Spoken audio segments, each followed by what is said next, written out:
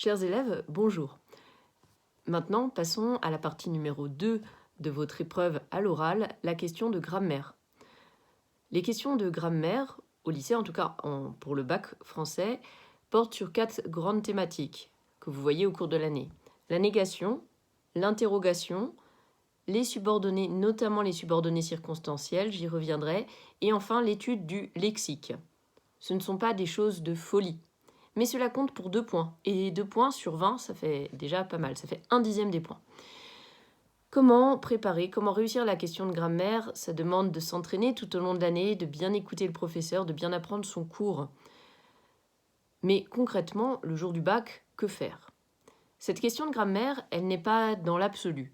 L'examinateur va vous la donner quand vous entrez dans la salle, en même temps qu'il vous demandera de préparer tel ou tel texte de votre liste d'oral. Et ce ne sera pas « parlez-moi de la négation », ce sera « parlez-moi de la négation de telle ligne à telle ligne ». D'ailleurs, concernant la négation, l'interrogation et les subordonnés, les questions sont en général de 3 grands types. Mais après, c'est au gré de l'imagination débordante de votre examinateur. Il y a d'abord le fait d'étudier, par exemple la négation, de la ligne 1 à la ligne 10. Ou il peut y avoir, deuxième type de question, dans une phrase. Vraiment d'essayer de repérer.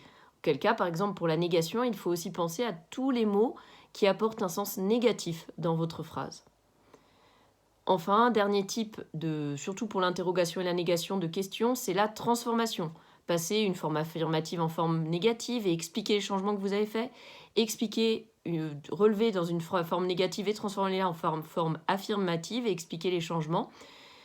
Dans tous ces cas-là, cela demande une introduction un peu générale sur la négation, du style de ce qu'on a fait en cours, et puis ensuite de savoir l'appliquer, de savoir expliquer, de savoir relever aussi éventuellement les cas dans la première chose, dans le premier point.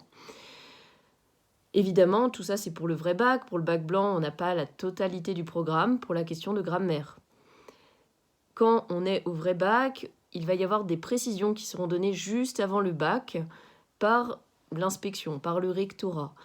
Notamment au programme de première, sur la phrase complexe, vous avez au programme les subordonnés circonstanciels, enfin plus précisément les subordonnés conjonctifs utilisés comme complément circonstanciel, mais en réalité, en seconde, vous êtes censé avoir revu la phrase complexe, les relatives. Donc chaque année, il nous est précisé si on doit vous interroger uniquement sur le programme de première ou aussi vous interroger sur des choses qui sont censées être sues depuis le collège, mais au moins depuis la seconde.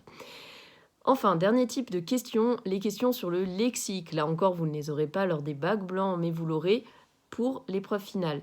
Étudier le lexique, c'est savoir expliquer la composition d'un mot, l'origine d'un mot. Ce ne seront jamais des choses de folie, on ne vous demande pas d'être des historiens de la langue, mais il s'agit de savoir retracer l'histoire des mots à partir de quelques principes de base qui seront vus et expliqués dans l'année. En tout cas, pas d'inquiétude, même si vous ne savez pas repérer les formes, dites quelque chose.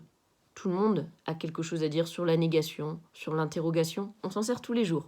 Donc, ne perdez pas vos moyens et essayez de séduire votre jury avec cette langue que vous maîtrisez mine de rien. Bon courage.